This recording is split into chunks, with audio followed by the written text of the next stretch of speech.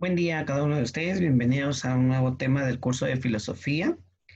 En esta oportunidad pues vamos a estar hablando acerca de eh, unos elementos muy importantes que van dentro de la filosofía o dentro del estudio de la filosofía. Todo el mundo en algún momento argumentamos o usamos frases o algún tipo de explicaciones con el objetivo de tratar de convencer o de aclarar alguna situación con una o demás personas. Esto pues con el objetivo de tratar de posicionarnos a favor nuestro y pues para ello utilizamos enunciados que tengan contenidos verdaderos y que lleguen a convencer a la otra persona. Por lo tanto, vamos a hablar de lo que es silogismos y falacias. Para esto vamos a empezar con una pequeña reflexión, que son palabras para sentir y pensar, y vamos a iniciar leyendo un texto argumentativo. Estos tipos de textos se caracterizan por exponer un tema de opinión, argumentando y justificando a través del análisis los pros y contras y finalizando pues con conclusiones. Entonces, acompáñenme a esta lectura. El tema es el uso del Internet. Internet se ha convertido en una herramienta casi indispensable en nuestra vida. Sería difícil, especialmente para los más jóvenes, concebir un mundo en el cual no estemos conectados. No hace falta explicar con detalle los beneficios de este maravilloso invento tecnológico. Nos permite educarnos, conocer, disfrutar, es decir, es una herramienta multiuso. Precisamente es este uso el que se puede volver negativo. Estamos hablando de la adicción al Internet. Muchos jóvenes y no tan jóvenes pasan una gran parte del día navegando por páginas, publicando en las redes sociales o viendo videos en YouTube. Usar el Internet para el entretenimiento no es malo en sí, lo malo es abusar. El mundo de la web está lleno de conocimientos muy útiles. Lo ideal sería también formarse en esa faceta y que no sea solo una manera de ocio. ¿Cuáles son los perjuicios que puede traer la adicción a Internet? Debido a que la persona adicta pasa un tiempo considerable frente al ordenador, una de las mayores consecuencias es la pérdida de una vida social activa. Es probable que pierda el contacto con sus amigos y amigas más cercanos y pase más tiempo con los virtuales. Hemos llegado al fin de la lectura. Ahora tenemos aquí dos acciones que nos van a permitir reflexionar. En primer lugar, la lectura presenta una serie de argumentos a favor del uso de Internet y otros alertando del peligro de su uso. Ahora le toca a usted concluir. Según lo leído, ¿cuál sería para usted la conclusión de todo este tema? Lo escribe en sus hojas, por favor. Bueno, entramos entonces de lleno al tema.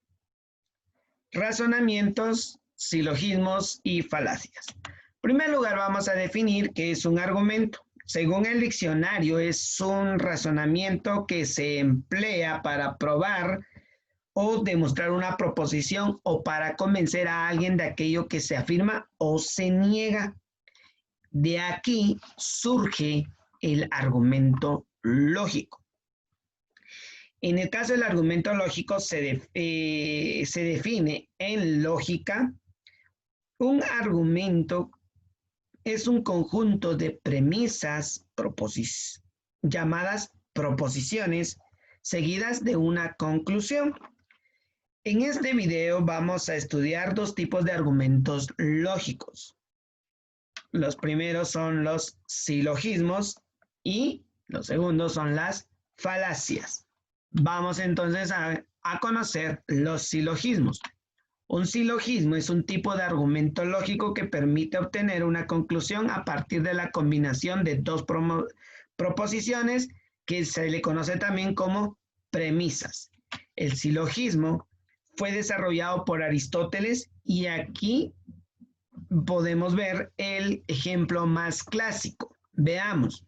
Todos los hombres son mortales, se conoce como premisa mayor. Sócrates es hombre, premisa menor. Por lo tanto, aquí llevamos a la conclusión. Sócrates es mortal. Si se dan cuenta, hemos tomado de la premisa mayor el predicado de este enunciado y de la premisa menor el sujeto. Entonces, con estos dos elementos, tanto el sujeto como el predicado, podemos tomar para crear una nueva conclusión. Así de que vamos entonces a ver las reglas para crear silogismos.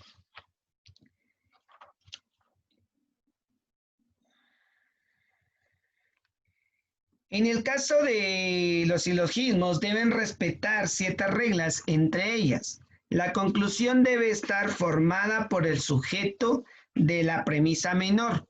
En el ejemplo, Sócrates, en el ejemplo anterior, Sócrates es el sujeto. Y veamos acá.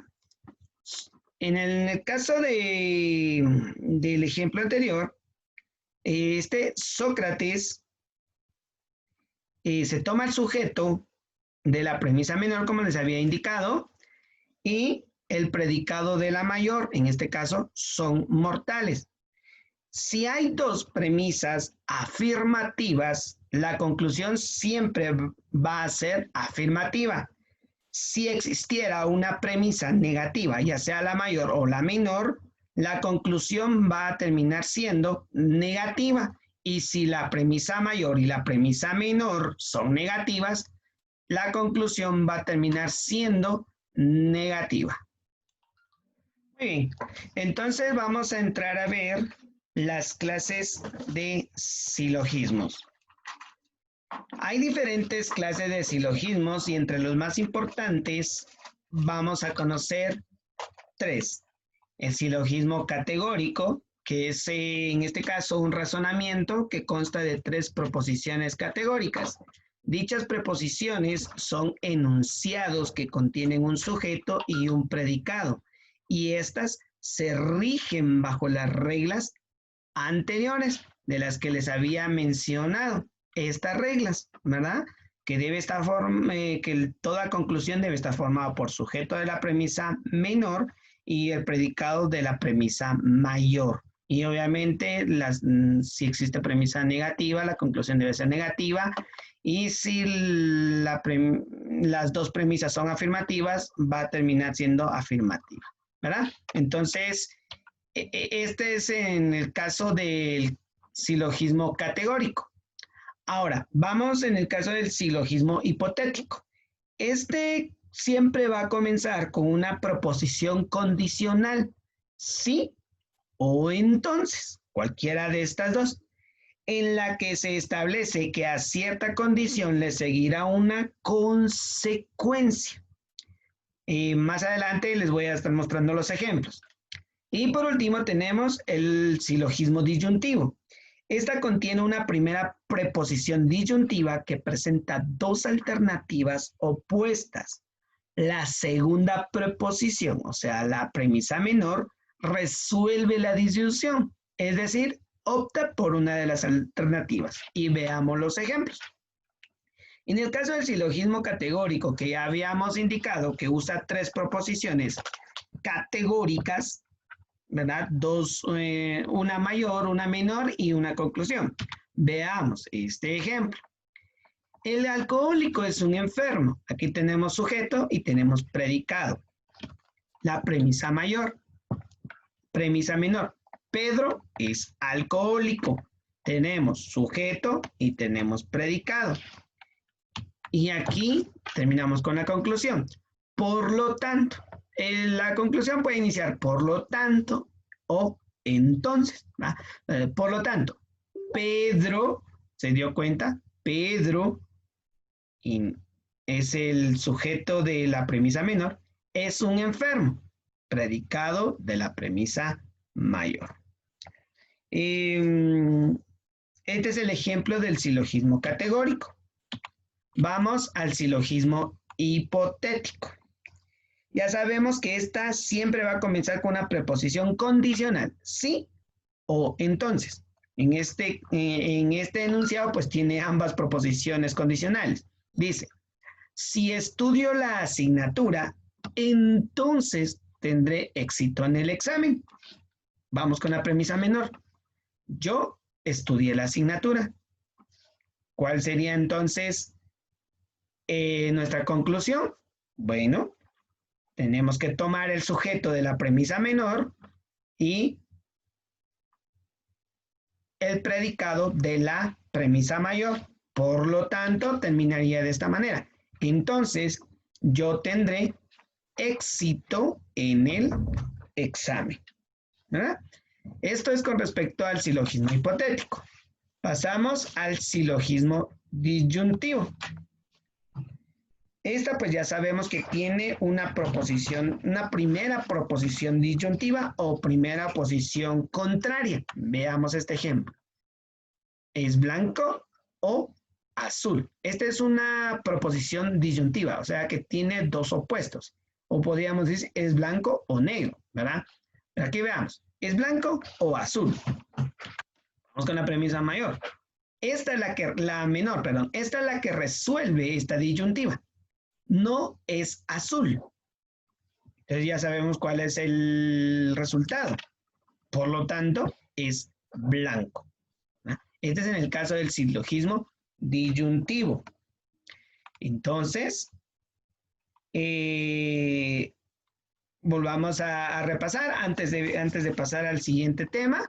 Sabemos entonces que los silogismos son argumentos lógicos, ¿sí? Argumentos lógicos. Que tanto la primera premisa como la segunda premisa deben ser verdaderas para que la conclusión sea real. Con una que sea falsa o que no sea real, automáticamente vamos a tener una conclusión falaz, o sea, una mentira o un engaño, como lo que vamos a entrar a ver a continuación. Las falacias.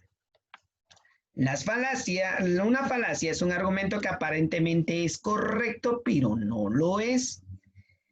Según el diccionario, es un engaño, un fraude o una mentira, pero es un engaño disfrazado de verdad.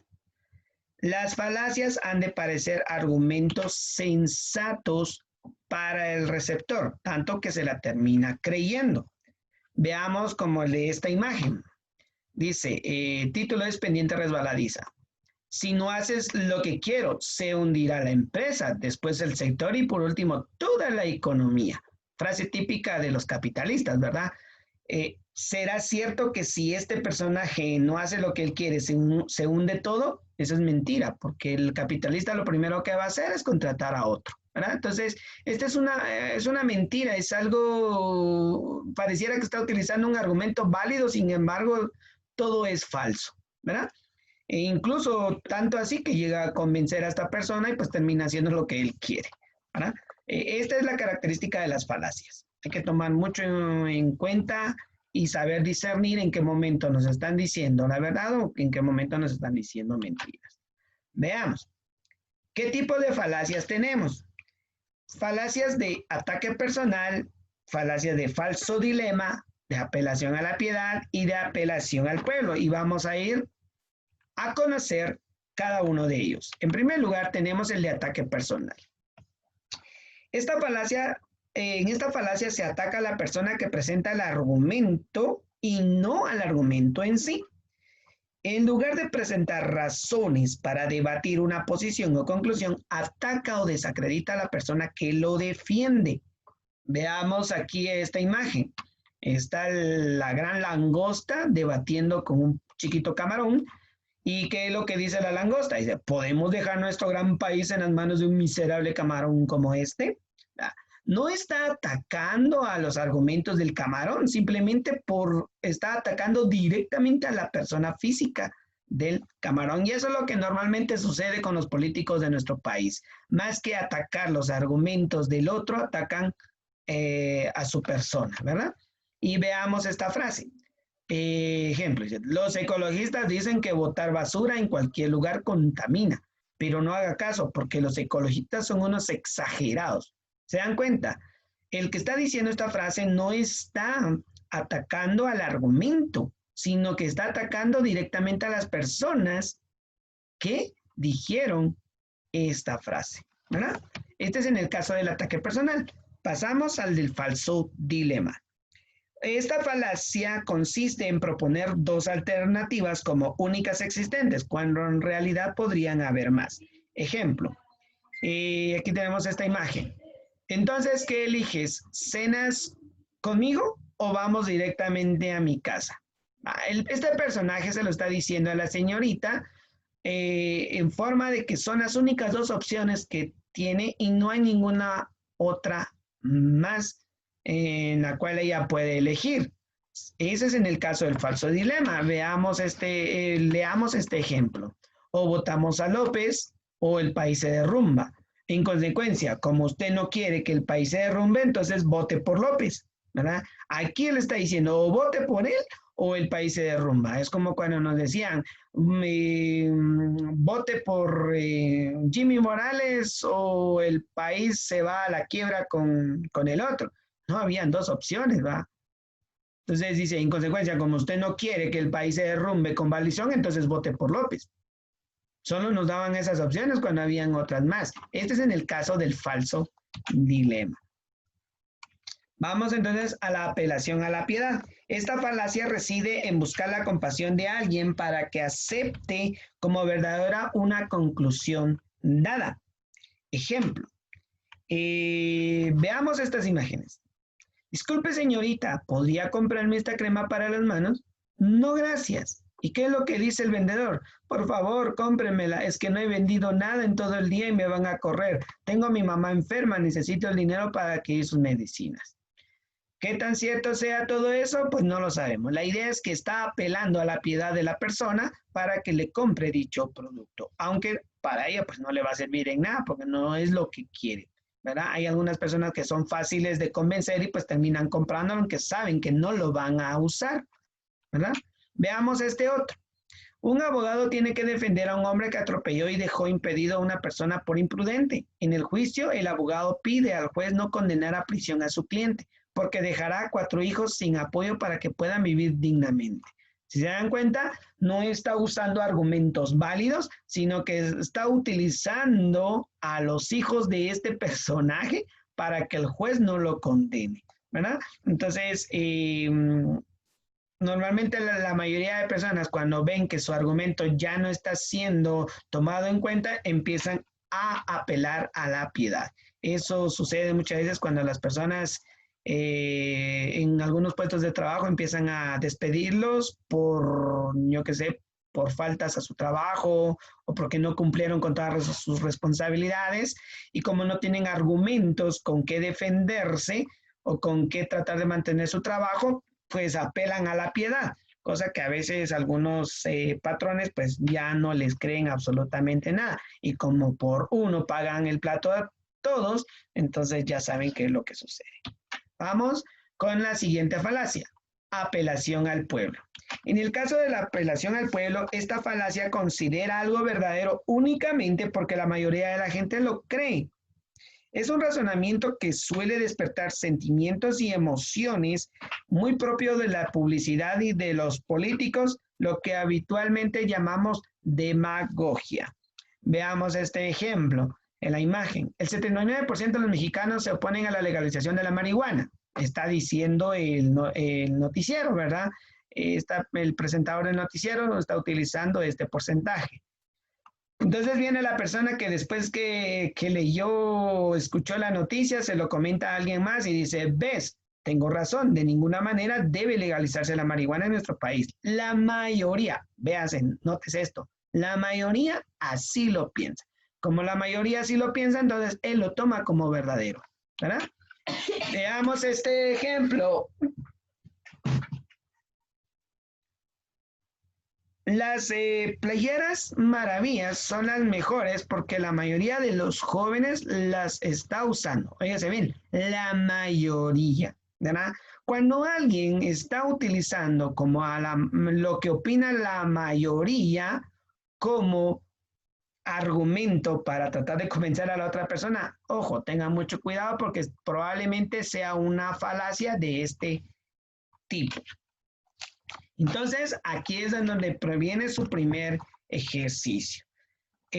Aquí nos indica que debe usted subrayar en la columna, por favor copien todo esto en sus hojas y subraye en la columna de la derecha la opción que presenta la conclusión correcta de cada silogismo.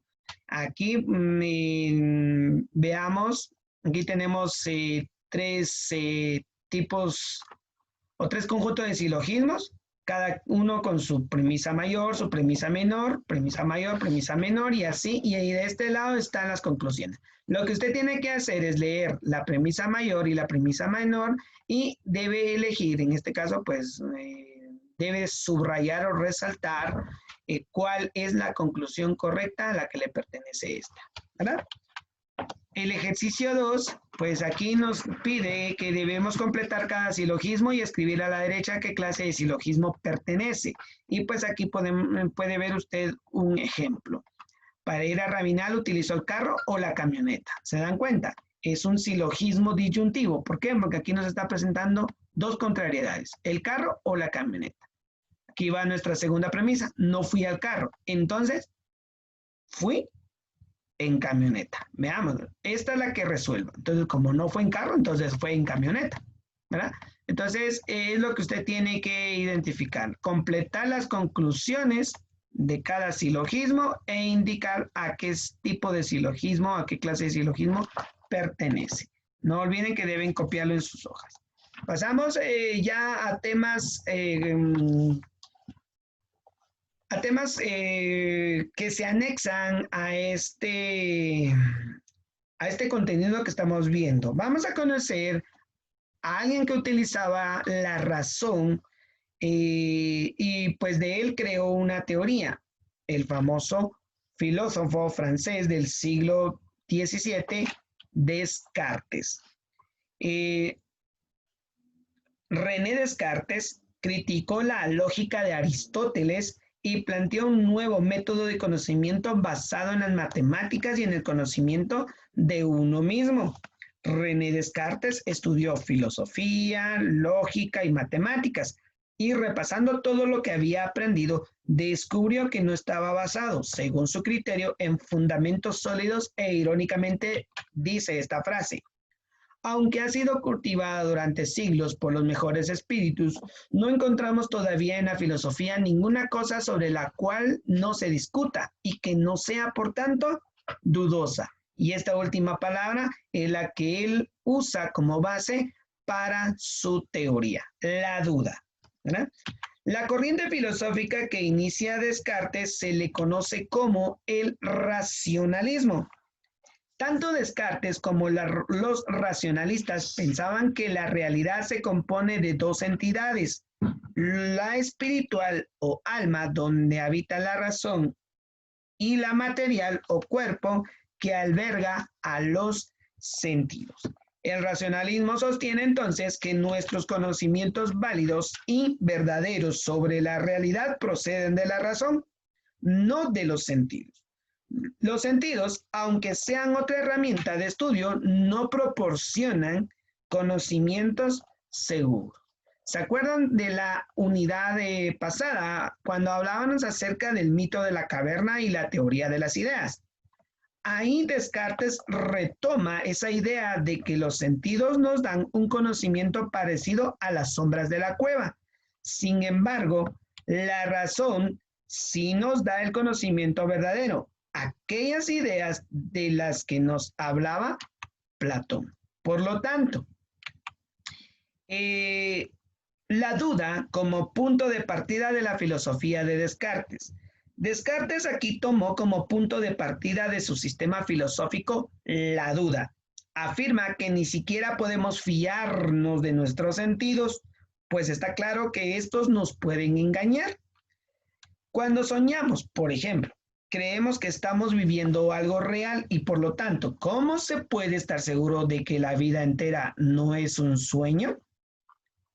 Es como que una pregunta un poquito cauciosa en la cual nos hace dudar incluso de nuestra realidad. Pues eso es lo que decía Descartes, hay que dudar de todo y hay que utilizar la razón para la misma, ¿verdad? Para tratar de encontrar la verdad. Y encontramos su segunda premisa. La primera verdad, pienso, luego existo. Este es el primer principio cartesiano, principio del que nadie puede dudar. Cada persona está segura de ser alguien que piensa y esto es una certeza, un conocimiento seguro, ¿verdad? Entonces conocimos así de manera breve y rápida lo de la teoría del racionalismo de René Descartes. Vamos a escuchar otras voces u otras razones que hablan acerca de todo esto que se relaciona al tema central del video, la lógica, ¿verdad? Vamos a conocer a la escuela Nyaya, que proviene de la filosofía hindú. Esta escuela fue fundada por Gautama, que vivió alrededor del 550 a.C. y se caracteriza principalmente por su lógica y teoría psicológica. Gautama puede ser considerado el Aristóteles de la India por sus trabajos sobre los términos, las ideas y las argumentaciones. Una especie de silogismo, si no idéntico, al menos parecido al de Aristóteles, representa uno de los principales medios de investigación y demostración de la verdad. El esquema básico para inferir de la escuela Nyaya nos recuerda a un silogismo. Veamos este que tenemos acá. Aquí son los pasos que toma este esquema básico. La pratigna, el hetu, el dharana, el upadana y el nigama. El primero, el que es pratigna, consiste en la tesis a comprobar, el hetu, el motivo, la dharana, el ejemplo, upadana, la reafirmación y la nigama, la conclusión. Ejemplo. En primer lugar, hay una tesis a comprobar. En la montaña hay fuego. Aquí hay un motivo. ¿Por qué la tesis a comprobar que en la montaña hay fuego? Porque hay humo, porque se está viendo que hay humo en la montaña. El ejemplo, ya sabemos que donde hay fuego hay humo, como lo podemos ver en una hoguera. Se reafirma, ahí en la montaña hay humo. Y entonces se concluye, entonces en la montaña hay fuego. Comienza desde una tesis que se quiere comprobar, pasando por estos pasos y se termina con una conclusión, ¿verdad? Entonces, muy parecido a los silogismos, solo que en el caso de la escuela Nyaya utiliza un esquema de paso a paso, como lo podemos ver acá en este cuadro. Vamos entonces a la parte ética de esta clase. Gandhi y la no violencia. Mahatma Gandhi, nacido en el año 1869 y fallecido en el año 1948, fue abogado, político y pensador hindú entre los siglos XIX y XX. Conocido principalmente por su lucha por la independencia de la India a través de los métodos no violentos. Y vamos a leer algunas de sus frases más conocidas. Están, en primer lugar, los hombres se encuentran ante una encrucijada. Tienen que elegir entre la ley de la jungla y la ley de la humanidad. Su segunda frase, más conocida, es: la no violencia es la fuerza más grande que la humanidad tiene a su alcance. Es más poderosa que el arma más destructiva inventada por el hombre. La destrucción no corresponde en nada a la ley de los hombres. En tercer lugar tenemos esta: vivir libre es estar dispuesto a morir, si es preciso, a manos del prójimo, pero nunca a darle la muerte. Sea cual fuere el motivo, todo homicidio y todo atentado contra la persona es un crimen contra la humanidad. Vamos a ver los últimos dos de sus frases más conocidas. La humanidad no puede librarse de la violencia más que por medio de la no violencia. Solo el amor es capaz de vencer el odio. responder al odio con el odio equivale a agravar más todavía sus efectos. Y por último, no se puede ser genuinamente no violento y permanecer pasivo ante las injusticias sociales.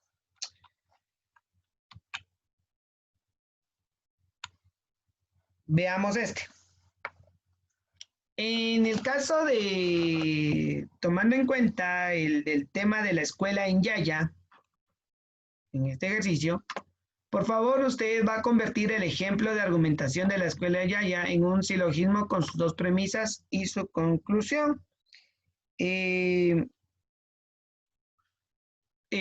Tomando en cuenta este cuadro que les voy a enseñar en este momento. Este cuadro. Este ejemplo que usted ve acá, utilizando el esquema básico para inferir de la escuela en Yaya, usted lo tiene que convertir en silogismo, con su premisa mayor, su premisa menor y su conclusión. Tenemos aquí la conclusión, por lo tanto usted tiene que crear la premisa mayor y la premisa menor. Puede tomar aquí la base para poderla realizar. Pasamos entonces al segundo punto de este último ejercicio.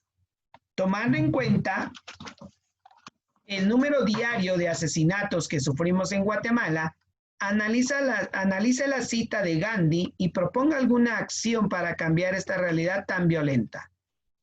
Leamos. Sea cual fuera el motivo, todo homicidio y todo atentado contra la persona es un crimen contra la humanidad. Tomando en cuenta esta cita, por favor, y el número de asesinatos diarios en nuestro país, proponga usted alguna acción. Recuerde que debe ser con argumentos válidos. Así de que hemos llegado al final de la clase para esta oportunidad, recordando de manera rápida todo el contenido a modo de resumen, en donde decimos que tanto el argumento es un razonamiento que se utiliza para probar una proposición. El argumento lógico es el conjunto de premisas al que sigue una conclusión. Tenemos dos tipos de argumentos lógicos, que es el silogismo y la falacia. En el caso del silogismo, permite obtener una conclusión a partir de dos premisas. En el caso de las falacias, sabemos que es un argumento que parece correcto, pero no lo es. Entre las clases de silogismos está el silogismo categórico, el silogismo hipotético, el silogismo disyuntivo. Los tipos de falacias está el de ataque personal, el falso dilema, apelación a la piedad y apelación al pueblo. En el caso del tema de Descartes y el racionalismo, se toman estos puntos importantes. A modo de resumen, nuestros conocimientos válidos y verdaderos proceden de la razón, no de los sentidos. El punto de partida del sistema filosófico de Descartes es la duda y su primer principio fue pienso, luego existo. Dentro de la filosofía hindú, la escuela en Yaya, fundada por Raghuram, se caracteriza principalmente por su lógica y teoría psicológica. Y por último, Gandhi, abogado político y pensador hindú, es conocido principalmente por reivindicar la resistencia pasiva y la no violencia. Así de que no olviden realizar los ejercicios que aparecen aquí en el video, así como los ejercicios que están en el anexo del documento que les fue entregado en los grupos de WhatsApp y también lo pueden encontrar en Classroom. Que tengan un buen día, que Dios me los bendiga y nos vemos en una próxima oportunidad. Hasta pronto.